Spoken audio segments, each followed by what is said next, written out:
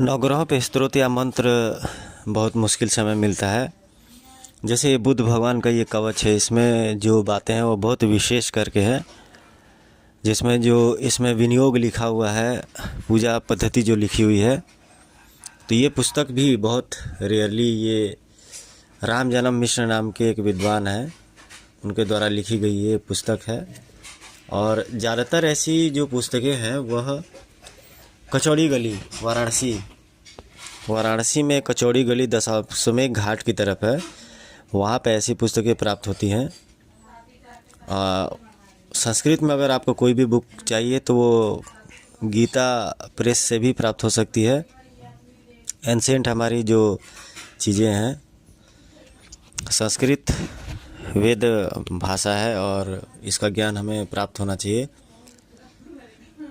जैसे ये भगवान बुद्ध के कवच में एक श्लोक में लिखा हुआ है, यह पठेत श्री गुरु यद्वापि सर्वत्र विजयी भवेत्। इस स्तोत्र का जो पालन करता है, जो बिल्कुल नीचे देखता है, जो इसे पढ़ता है या सुनता है, वह हमेशा विजयी होता है।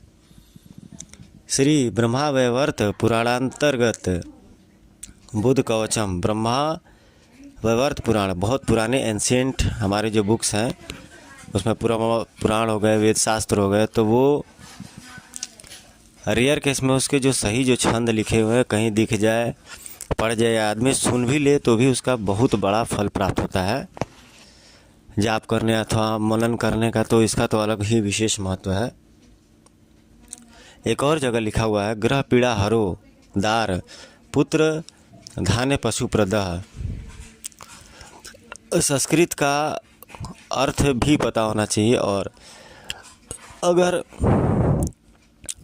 सही ढंग से हम इसको समझने की कोशिश करें तो कोई भी श्लोक हमें समझ में आ सकता है। ग्रह पीड़ा हरो मतलब कि ये जो इस प्लैनेट से रिलेटेड प्रॉब्लम्स होती है, स्किन से, पेट से, या गैस या लीवर, किडनी, ऐसे भी बहुत सारी जो चीज़ें हैं जो बुध ग्रह से संबंधित है। हमारे ज्योतिष शास्त्र में रोगों के बारे में भी बताया गया है, आयुर्वेद और वेद में भी बताया गया है। और तभी आजकल के डेट में बहुत सारे लोग आयुर्वेदिक चीज़ों की तरफ जा रहे हैं, वेद शास्त्रों की तरफ जा रहे हैं। बुध बुद्धिमानों में श्रेष्ठ, बुद्धिदाता, धन प्रद, प्रियंगु कलिका श्यामा। तो भगवान बुद्ध के बहुत सारे नाम हैं, श्री गणपति महाराज से भी एसोसिएटेड है। गंग गंग गंग गंग गंग गंग गंग गंग गंग गंग ऐसे करके 108 बार आप जपते हैं, वह भगवान गणेश का मूल मंत्र है। और उसके बाद से गणपति